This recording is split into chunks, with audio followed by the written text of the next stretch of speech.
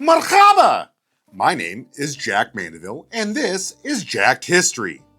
When you think of major monarchical empires during the early 20th century, I would imagine the British, Austro-Hungarians, Germans, and Japanese are some of the first that come to mind.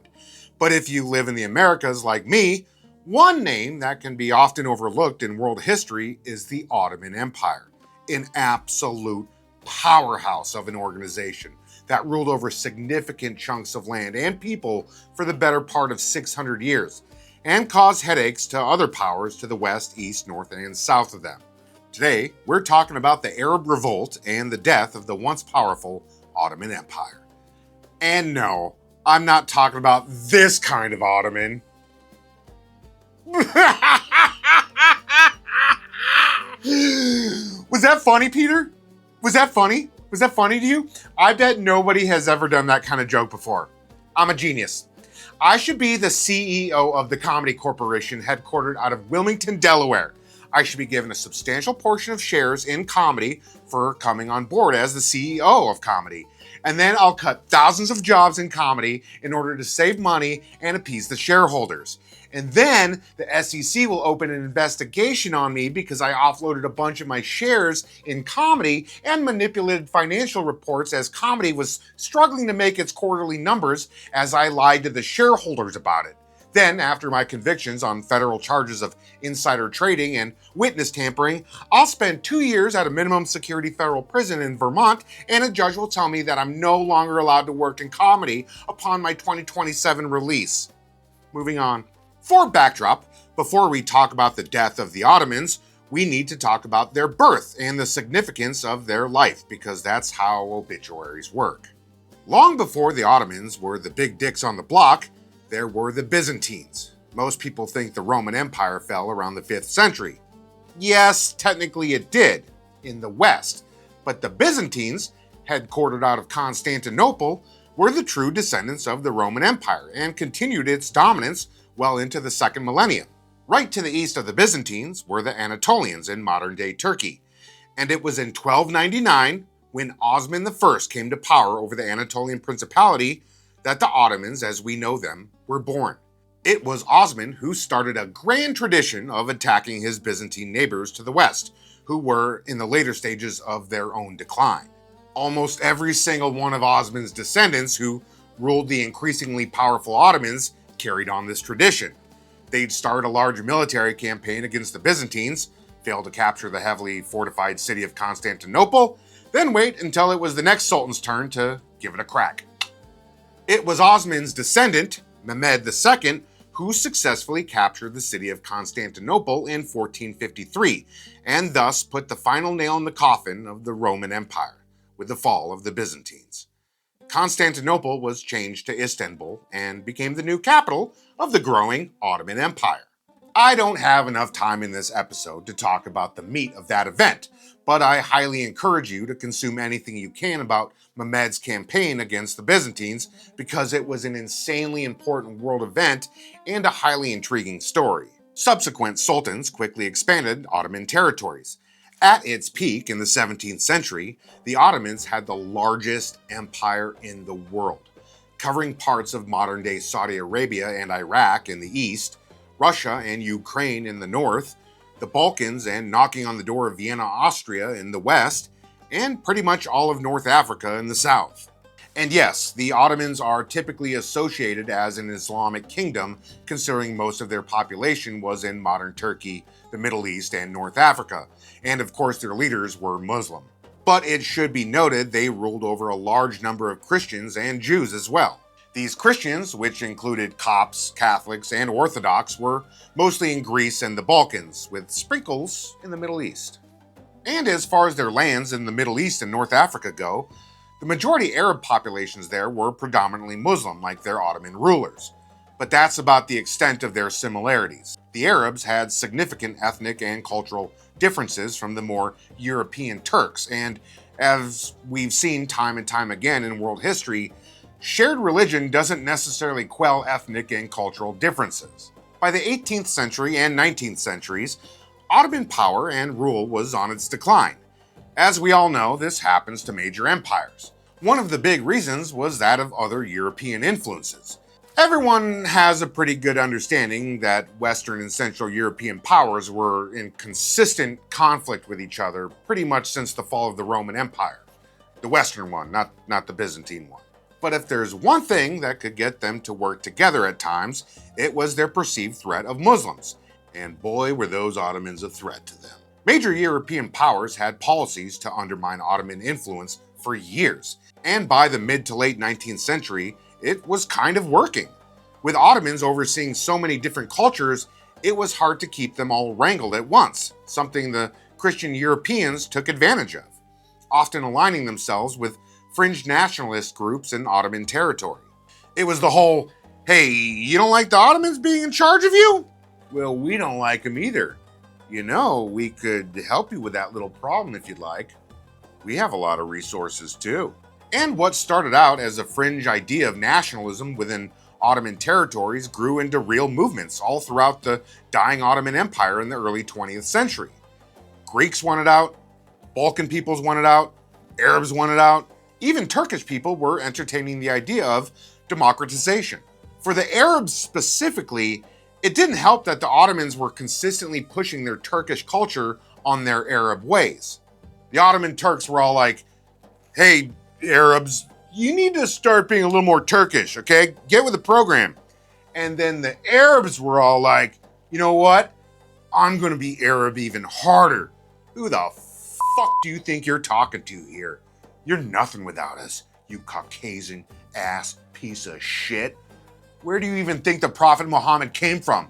He's not from Istanbul, he's from Saudi fucking Arabia. Bitch, this is our shit, Mr. Sultan man. Fuck you. Fuck all of you. I don't need this bullshit. That's probably how it went. The Young Turk Revolution of 1908 was a defining moment in the future of the Ottoman Empire and its control over Arabia. Oh, cool! These Turkish revolutionaries just forced the Sultan to democratize the empire and allow other people to have voices. This should work out great for us Arabs, right?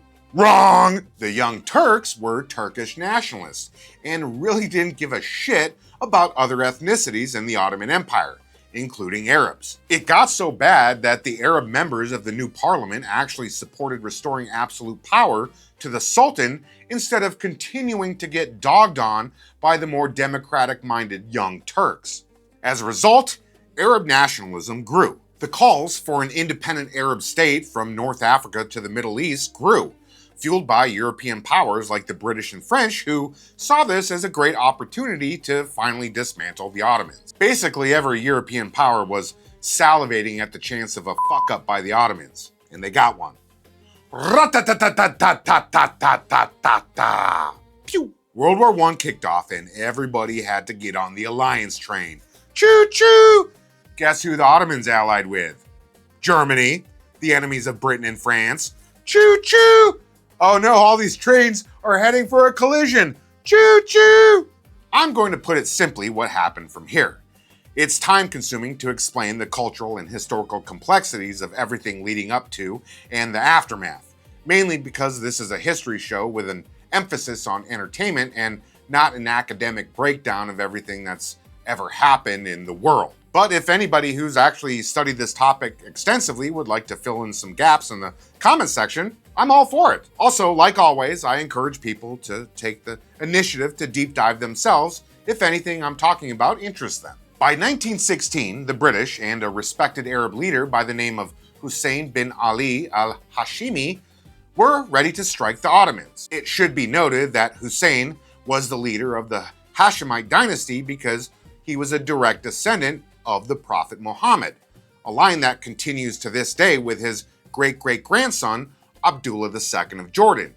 And if you've ever seen previous episodes of mine, I'm very open with the fact that I think Jordan is one of the coolest countries in the world for multiple reasons. Just know I was supposed to go back there for a third time in 2020, but I had to cancel my trip because some dickhead research laboratory in China fucking ruined it for me and the rest of the goddamn world. Sorry, let me get this train back on track. Choo-choo. Okay, Like I said, by 1916, the British were pretty much promising the Arab leaders that we'll assist you against the Ottomans and let you have your Arab kingdom as long as you give us dibs on certain things in the region once it's all over. Oh, also, we're going to send this blonde-haired, blue-eyed little twink boy to act as a liaison. Shukran! Deal! T.E. Lawrence of Lawrence of Arabia fame was the perfect twink boy for the job. And though there were many British and French officers operating in the region, it was Lawrence who had the most famous impact on that theater of war. You gotta understand, the Ottomans were operating with advanced infantry and artillery weapons, naval forces, and a German-backed air force. Furthermore, about 30% of Ottoman forces were Arabs. The Arab rebels, on the other hand, had a handful of outdated rifles, 2 artillery pieces, 0 machine guns, and pretty much no ammo. It was Lawrence and others who procured modern weaponry and naval support from the British government. Additionally, T.E. Lawrence, at the lowly rank of lieutenant, was now acting as a guide to Arab troops in major strategic decisions, including Hussein's 2 sons who were leading Arab troops. There were 2 major factions of this growing Arab army. You had the irregulars, dudes on camelback that were rolling around doing unconventional raids and hits to disrupt Ottomans. Then there were the Sharifian, the conventionally trained soldiers who operated in standard warfare. Both were instrumental as the Arabs, Brits, and French slowly chipped away at Ottoman forces the next couple of years, taking major cities, Ottoman strongholds, and decimating opposing forces. By late 1918, as war came to an end on the European continent, so did the Arab Revolt against the once powerful Ottoman Empire, who had almost all been completely run out of Arab lands. In 1920, 2 years later, the Ottomans were gone. Over 600 years of military and cultural dominance was no more. Instead, most of the former Ottoman territories in Europe were handed back to the ethnic natives. And as for the ethnic natives of Arabia, the Arabs, they certainly got their lands back as promised by the Europeans who assisted them in their revolt, right? Well, kind of. Most of those lands were partitioned between the Europeans, with some land going back to Hussein's and others' hands. Simply put, the reason why you see Arab borders the way you do today was a lazy attempt at dividing everything up after World War I. Kurds, for example. Here you have this large ethnicity whose populations spread into modern Turkey, Syria, Iraq, and Iran. You'd think that they would have their own borders carved out, right? Yeah, right. Nope.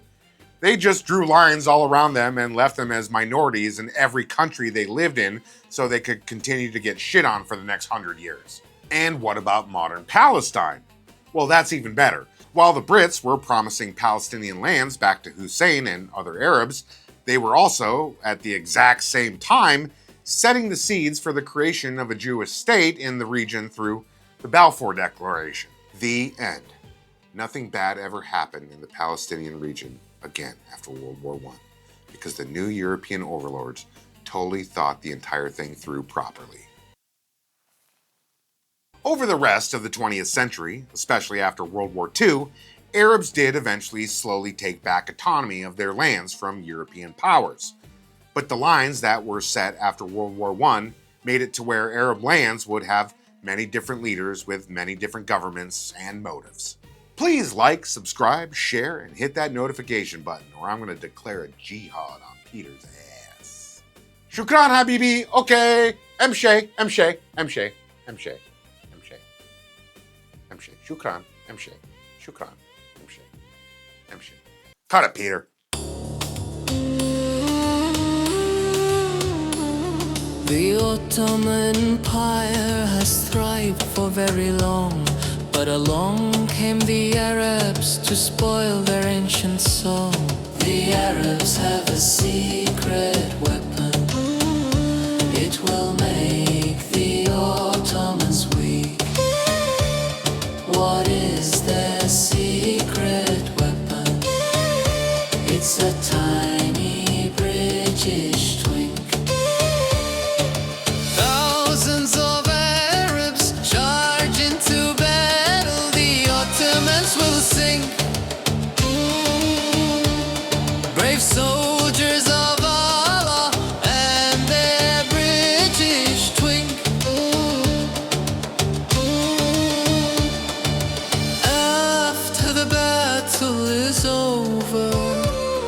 The warriors will feast. They put grill your ass off on their turkey and watch jacked history.